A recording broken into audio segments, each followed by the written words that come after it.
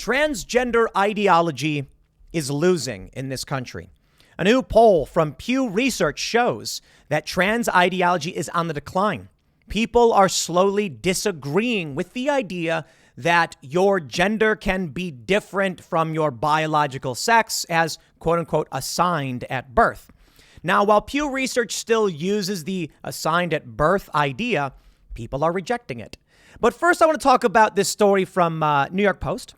Disney's Baymax features transgender man buying period pads, sparking outrage. Well, for one, this is the culturally relevant story in this news cycle. But I do think it's worth pointing out that as Americans start to reject this idea, the question is, why is Disney including a person wearing a transgender shirt offering up pads to an android who needs menstrual products for a female? The whole thing is just weird. People are coming out and they're saying the trans man issue. And I'm like, I don't care about the trans issue. There's a few questions I have pertaining to this video clip, but I should probably show you the video clip and then address it. The first thing I just want to point out, why does the trans person need to be wearing a trans flag t-shirt? Like, you can be trans and wear, I don't know, like an Allman Brothers t-shirt. You don't have to be like, it's so on the nose, right? I just want to say this. In this clip, the android is asking women about what periods they like. And all of these women, and even a dude, they're like, here's what we all like. And I'm like, that's just weird in and of itself. But okay, let's read the story first, and then we'll talk about the decline of trans ideology. Conservatives expressed outrage online after a leaked video of an episode of Baymax, the new kids show streaming on Disney Plus, features a transgender man who buys tampons at a supermarket. Wrong. It is a transgender man offering a suggestion to a robot to use pads with wings, not tampons. Christopher Rufo, the conservative academic from the right-leaning think tank, the Manhattan Institute, said he had obtained leaked video on Tuesday from an upcoming episode of Baymax, which is a 6-episode spinoff of the popular hit film Big Hero 6. In the scene, the protagonist, the Marvel comic superhero nurse robot Baymax, that really Baymax is Marvel? I didn't know that, is in the aisle of a supermarket in the fictional town of San Francisco, browsing women's hygiene products. I wonder why.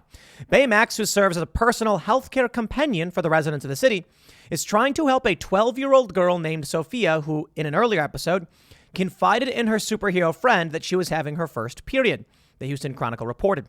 Sophia told Baymax about her menstrual cycle during an intimate conversation in an all-gender bathroom just before she was supposed to perform at a school talent show. Okay, look. Parents, you want this stuff for your kids? I really don't care.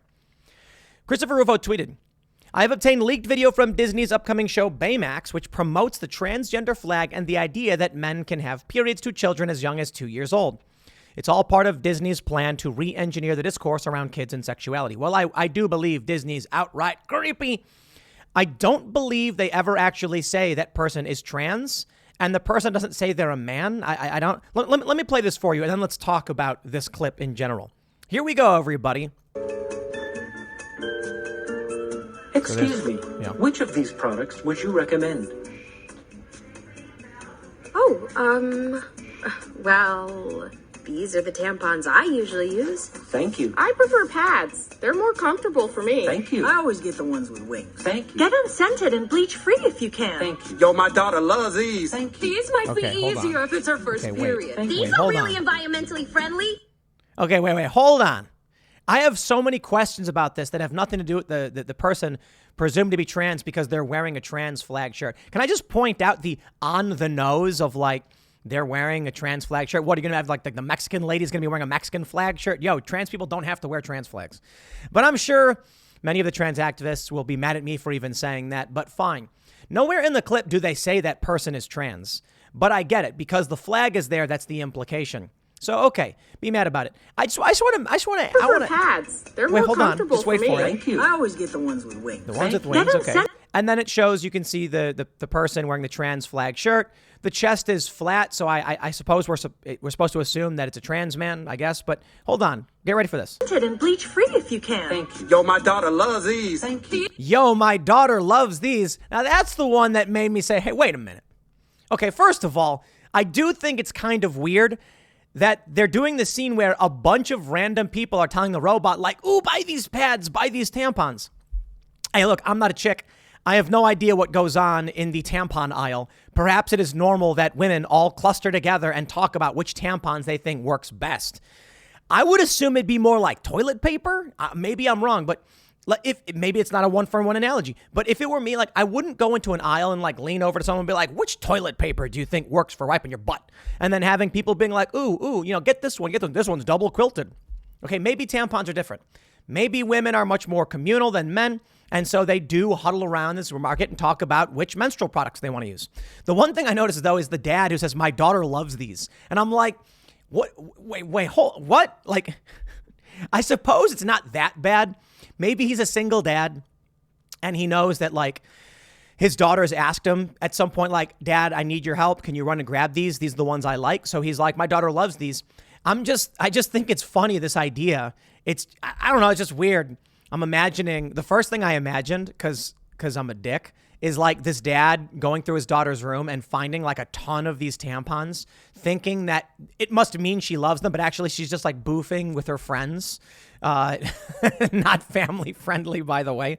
I just think the whole clip is stupid. I don't care there's a trans person in it. Americans are rejecting this stuff. And that's what Pew Research shows us. So fine.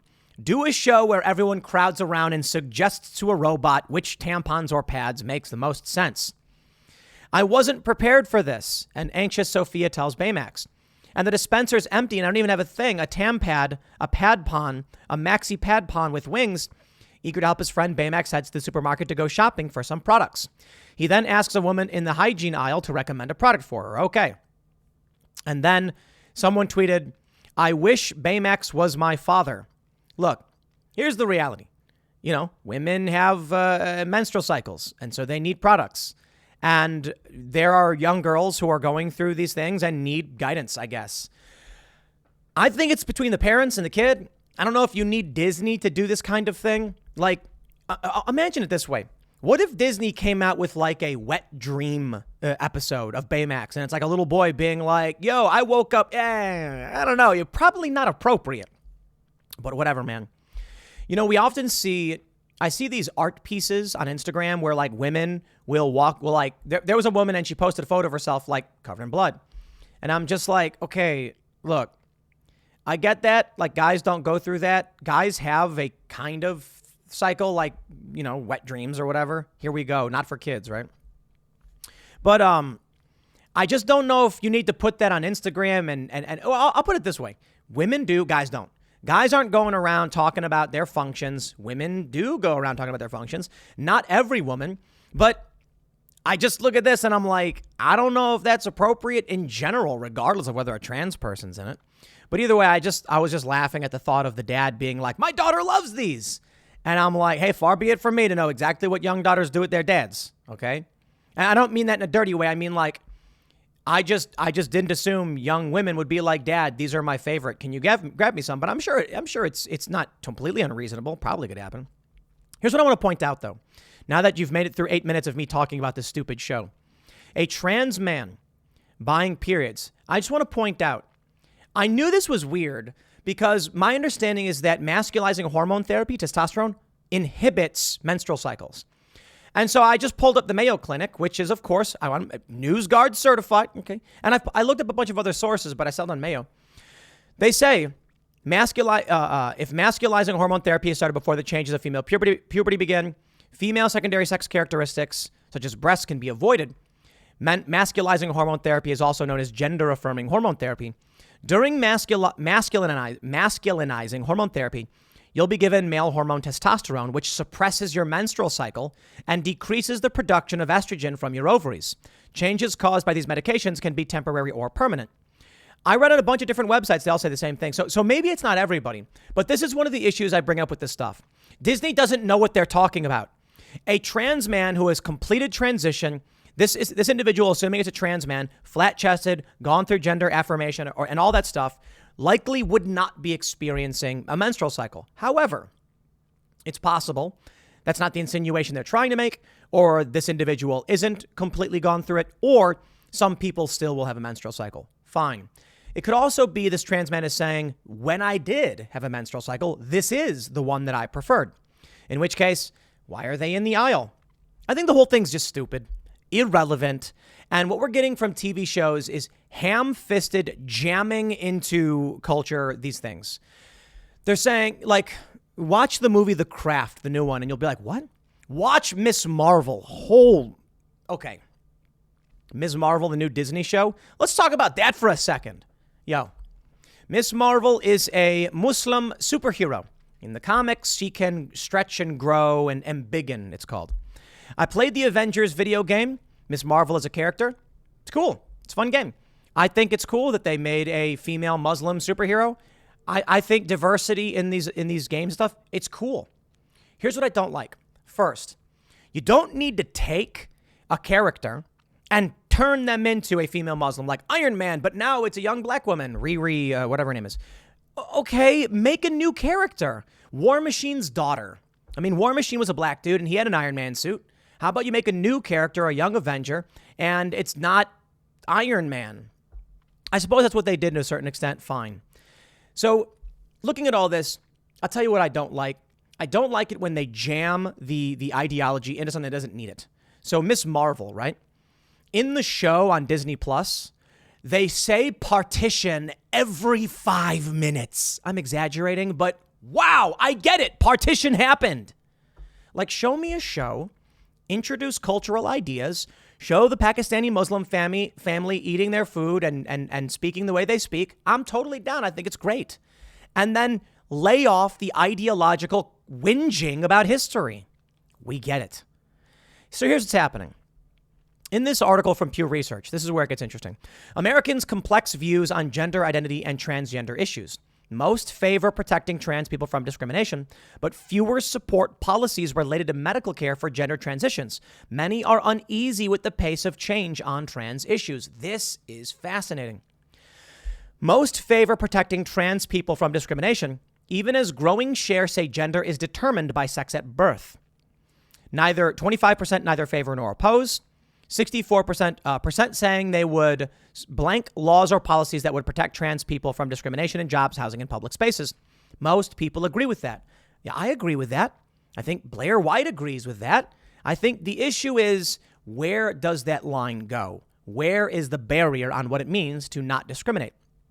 If you're talking about forcing someone to engage in a certain practice they don't want to, we're getting dangerously close to the line. If you're talking about saying children should get sex change operations, I don't think you're actually helping those kids. They say whether a person is a man or a woman can be different from the sex assigned at birth. See how they say that? Excuse me. In September of 2017, 44% believed it. In May of 2022, only 38%. The percentage of people who think it's determined by your sex assigned at birth, 60% today. It's gone up 6%. It is going up. Gender ideology is faltering, yet Pew uses the assigned at birth. It's observed at birth, not assigned. Yo, I think it's a fair point. When activists say a doctor makes their best guess, that's true. A baby is born, the doctor looks at the baby and says, it's a boy. It's possible they could be wrong, not because of ideology, but because maybe you've got maybe the baby is just developed in a certain way where the doctor made a mistake. It happens. Maybe the baby could have a certain syndrome or just look wrong, or the doctor could be wrong. I think it's less likely the doctor's wrong, but it might happen, right? In which case, there is a fair point to be made that the doctor does their best to properly observe, but sex is observed at birth. Observation is not infallible, in which case a doctor sees a baby and says, that's a girl. Then later on, they're like, actually, it was a boy, but there was some kind of developmental abnormality. In which case, the baby actually turns out to be a boy and requires some kind of treatment to correct or something, if that's what the family deems necessary. Now, that's where things get interesting, because the argument then arises, but you said, let's say there's a boy. He's born, but the doctor thinks it's a girl because something didn't develop properly. So they say we can do surgery to, help the boy develop properly. They say that's gender affirmation. Yeah, okay, I would agree with that, but it's in line with the biology of the baby. So there's no, here's the issue. The left tries using these arguments where they're like, you must adhere one for one with the logic. When in reality, there's a nuance, and it's not so simple. There's an argument about cleft palates. We saw this in the Orville. If a baby is born with a cleft palate, you'll give it surgery to correct, right? Why not just leave it alone? Okay, well, that's not the child making a decision. That's the parent making a decision for the child. In which case, it's the inversion of what we actually see with trans kids, where the parents say, don't look at me, it's the child's decision. It's not easy. It's not absolute. And this is where you need to understand that morality is in flux.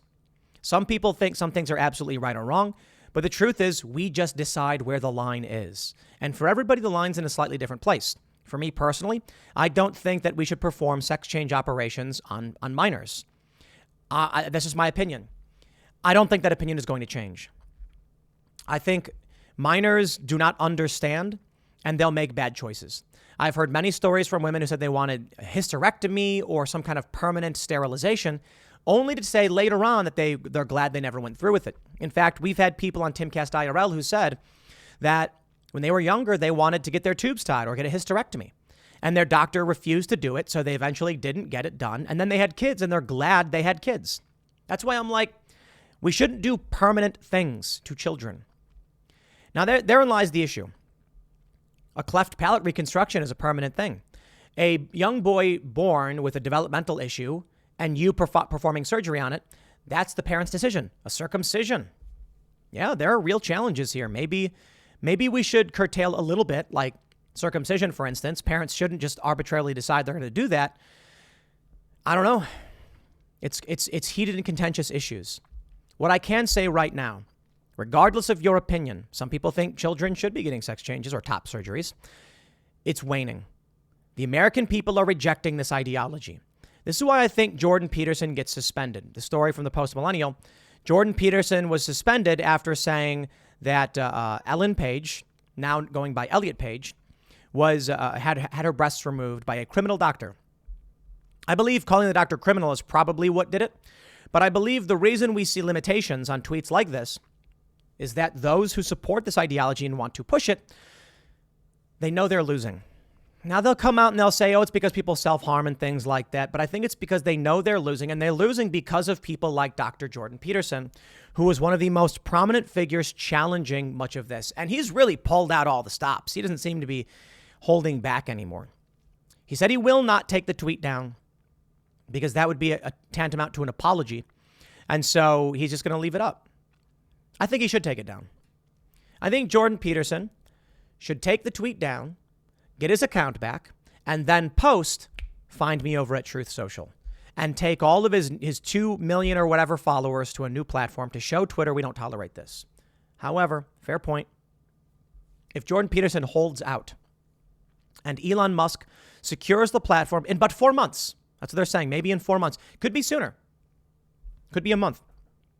If Elon Musk comes back on the platform, he might just reinstate Jordan Peterson. And if he does, Jordan Peterson will have won on that hill, not died on that hill. So, okay. All right. You do what you want to do, I suppose. As for the mainstream media and all that, I don't care about Disney. I think it's fine to call it out and tell people you think it's wrong that they're showing a person with a trans flag. If you don't like it, fine. The Daily Wire is launching their own news shows. I think it's called Chipchilla. Kids show with like chinchillas, I guess. Looks cool. I'm looking forward to it. It looks really, really well done. They're putting a lot of money into this stuff. Very, very nice. If you have an issue with what Disney is doing, here's what you do. Voice your concerns, express your opinions, well respected. Stop spending money on Disney Plus. Give your money to the Daily Wire or timcast.com. Now, to be fair, the Daily Wire doesn't have the kids program up just yet, nor do we. We do have Chicken City over at chickencitylive.com. Chicken City, I think, is important for kids because you want to understand a bit of nature, and seeing chickens do chicken stuff is important. And I mean all their chicken stuff. You can hear them yelling. You can hear them laying eggs. You can see them making more chickens, all of that stuff. And we also have the Chicken City cartoons, which are mostly for kids. The reason I say mostly is because the one we just released about the Federal Reserve kind of would go over a kid's head, but they might still find it funny anyway. And you can watch it with your kids. It is totally family friendly. We're just ragging on the Federal Reserve. I'm not sure the children would understand that. But we're making cartoons for Chicken City that you can share with your kids. We're hearing from a lot of families, they love Chicken City. And we ultimately want to expand it to be an educational family experience. And it's a live stream of chickens. We're working on it. We're expanding it. It actually does make good money. Here's what you do. You take a look at Disney. You say, okay, stop giving them money. Start giving your money to timcast.com and the Daily Wire and anyone else you think is doing a good job and expanding on these fronts. Now, the Daily Wire has announced they're going to do like $100 million in kids programming. We haven't done anything like that. I can announce we're going to spend $100,000 in kids programming, substantially less money than the Daily Wire is committing to theirs. But, you know, for the time being, I mean, I could honestly say we're going to put $1 million into it or something like that. But all that really means is like over a long period of time as we make money, we're going to fund this stuff. We have a kids show that we're working on right now. It's very preliminary. And my goal with the kids show is not making like Blue's Clues where it's like A, B, C, but more like Fairly Odd Parents. Just funny cartoons that are meant for kids that can have jokes in it that adults will laugh at. But we want to incorporate positive lessons. So I want to create stories. The one thing that we're working on in preliminary stages, it's going to have a merch line and everything. The idea is like 5 to 9-year-olds probably would get a kick out of it, and the adults would probably find it fun as well. And then we want to do like a 9 to 13-year-old kind of thing where it's like superheroes and positive lessons about standing up for what you believe in, staying true to yourself, not telling lies, all of that good stuff. You know, I grew up and I watched Static Shock when I was younger. Static Shock was very preachy, but it was done well, showing life lessons like Static's friend turns out to be gay and his dad is kind of racist and things like that. And I'm like, those are great. I thought they were well done, you know, and that is a kids show that is very preachy. I am not opposed to preachy kids shows, not at all. So when I look at Baymax, I just look at it like there's no real message there. And if you don't like it, find the show that has the message you do like. Kids shows, in my opinion, should be preachy, hands down. You know why? Matt Walsh, Johnny the Walrus, it is preachy. It's telling the kid that you can't be something you're not. That is ideological. So find the ones you like. We're going to make more like centrist, moderate, libertarian content. The goal is to inspire young people to be stronger, better versions of themselves, to be leaders who care for others and want to bring about fairness and responsibility and freedom and all that good stuff. So that's the plan, man. I'll leave it there. Next segment's coming up at 4 p.m. over at youtube.com/Timcast. Thanks for hanging out, and I'll see you all then.